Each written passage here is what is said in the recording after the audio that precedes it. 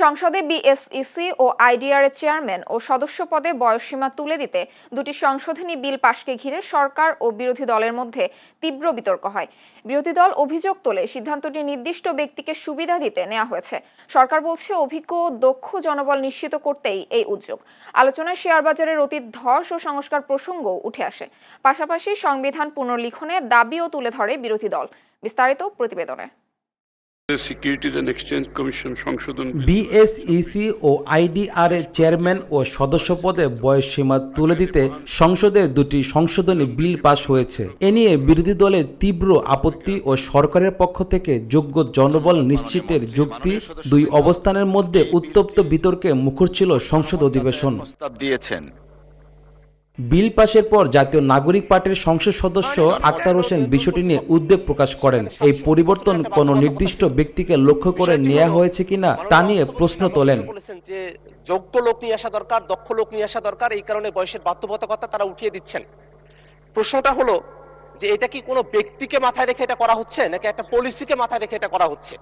বাংলাদেশের আগামীর অর্থনীতির যে নতুন প্রেক্ষাপট সৃষ্টি হচ্ছে, এখানে আপনার যোগ্য দক্ষ ব্যক্তিদের যদি আনতে চান, আপনাকে এগুলোকে মাথায় রাখতে হবে। সংশোধন বিল নিয়ে আলোচনা চলাকালেই শেয়ারবাজার সংস্কার ও অতীত দুর্নীতি প্রসঙ্গ সামনে আসে। সংসদ সদস্য রুমির ফারহানা বিলটির ওপর জনমত যাচাইয়ের প্রস্তাব দিয়ে বলেন, শেয়ারবাজার দেশের অর্থনীতির গুরুত্বপূর্ণ ভিত্তি হলেও অতীতে এটি দুই দফায় ভয়াবহ ধসের মুখে পড়ে। যেই মানুষগুলো তাদের সমস্ত সঞ্চয় হয়তো শেয়ার বাজারে বিনিয়োগ করেন, সেই মানুষগুলোর টাকা, এবং এগুলো লুটপাট করা হয়েছে একটি বিশেষ গোষ্ঠীর মাধ্যমে। আজকের দিনে ওই 57 বছরের গড়ায় যদি আমি অ্যাপ্লাই করি, আপনি যোগ্য ব্যক্তিরা কোনো কাজ করতে পারবেন, অভিজ্ঞ ব্যক্তিরা কোনো কাজ করতে পারবে না।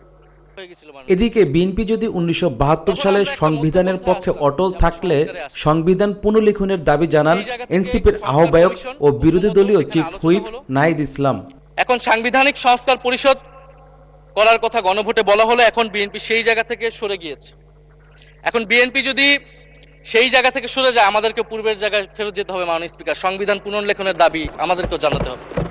তারা যদি 72-এর পক্ষে এরকম অটল অবস্থানে থাকে।